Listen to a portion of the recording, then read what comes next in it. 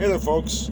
Just a little history thing there with the Ukraine and the situation that's going on there right now. Just for a little bit of a back history on these things. I was in the Ukraine working as a service specialist for milling operations for post frac uh, well integration, basically, to get the well online.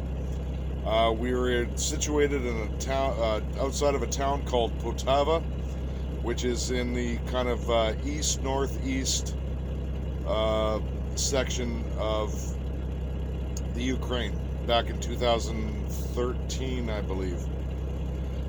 Now, this is when there was a whole lot of stuff that was actually going on that North America and, for the most part, Western um, Europe really didn't know anything about what was going on over there.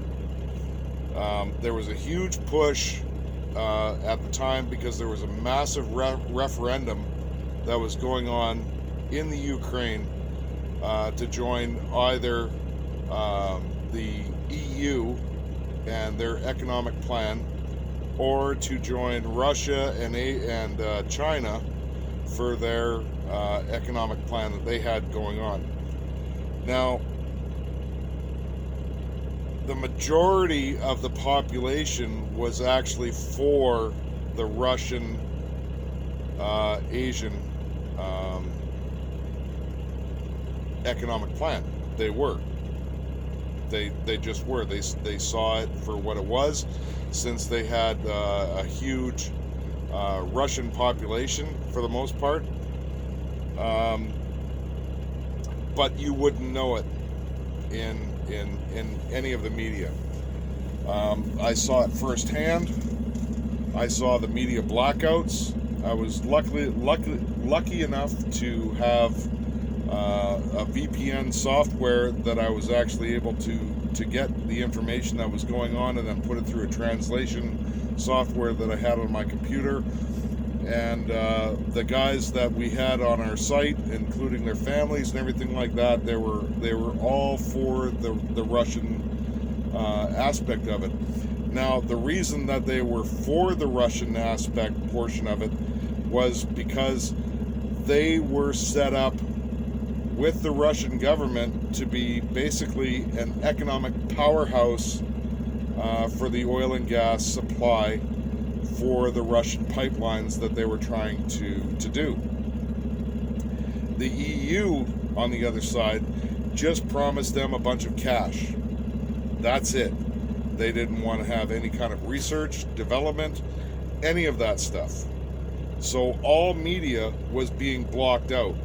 As soon as it came up on the news, and I saw it firsthand, and so did my colleagues that were out there, as soon as anything came up with the EU aspect, the EU and the Russia-China debate would come up on the news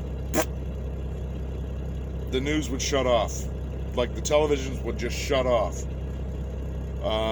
The internet, if you tried to look on just the regular, like on the regular internet, you couldn't find it unless you had like an outsourced VPN, which I was lucky enough to have before I got there, because I knew through this stuff with the history with my wife when she went through this kind of stuff when she was in Nigeria,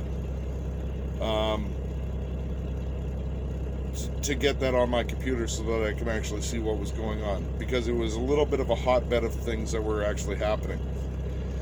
Now,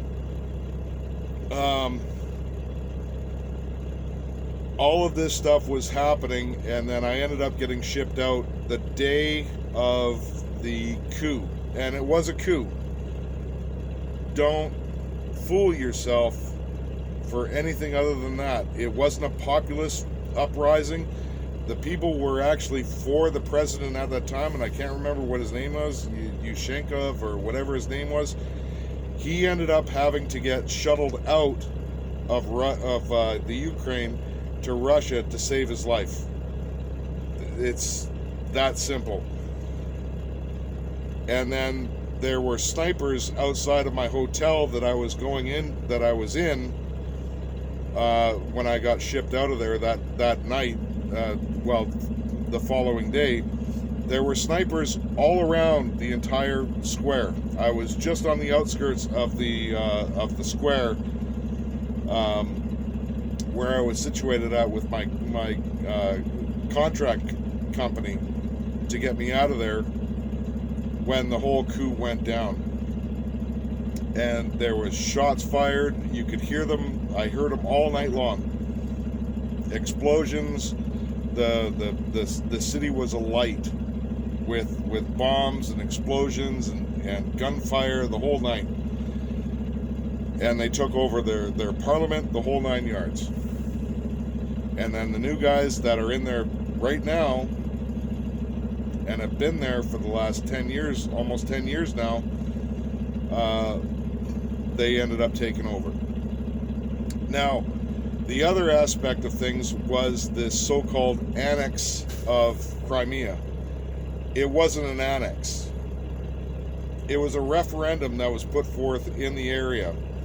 Now, if you know the area, and you probably don't, it's almost 90% Russian.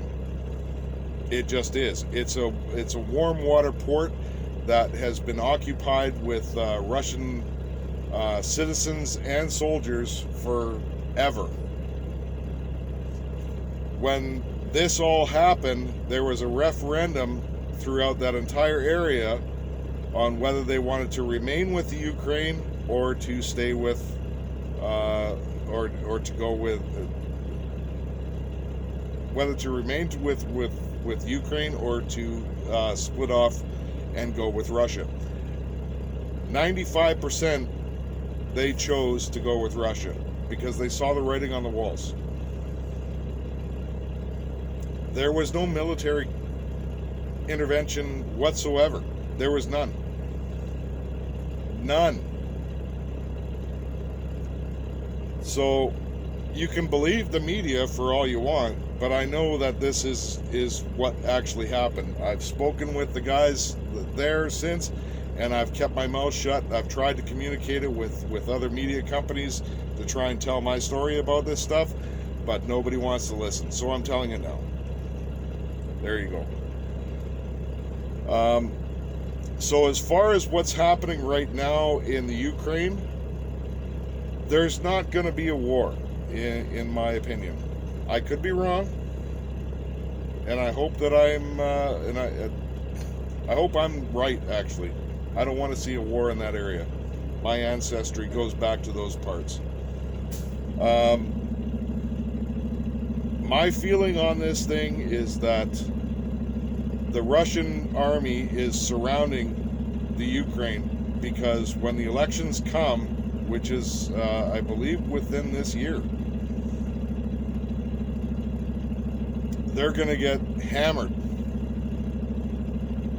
And there's probably going to be a bit of an uprising with the government to squelch the people.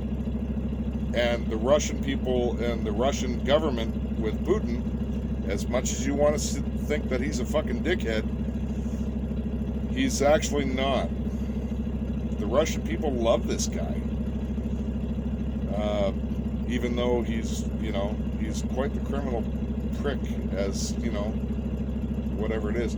But don't believe your lying eyes on what's going on right now over in that area.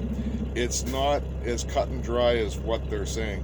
The Russian aggression, it's not what you think. It's completely different. It's a completely different mindset over there. And what happened in the Ukraine to set all of these things up, it's not what you think. As far as what I'm thinking, they're probably trying to isolate and surround Ukraine as much as possible so that when the new president or whatever happens in the Ukraine, there's going to be some security there so that there isn't a military intervention with the Ukrainian army. so that the Russians can actually go in there and provide some stability. Now, you can call that whatever you want. I don't really care. But Ukraine will always be independent. But you have to remember what the original thing was. Ukraine was going to be the gas and oil powerhouse for the Russian economy. And then that all got screwed over with the EU deal after the coup. It's a huge, huge thing. And for the US or anybody else to get involved in it, it's just a crime. Comment below if you have any questions. I'd be more than happy to answer them. All right, cheers. Good night.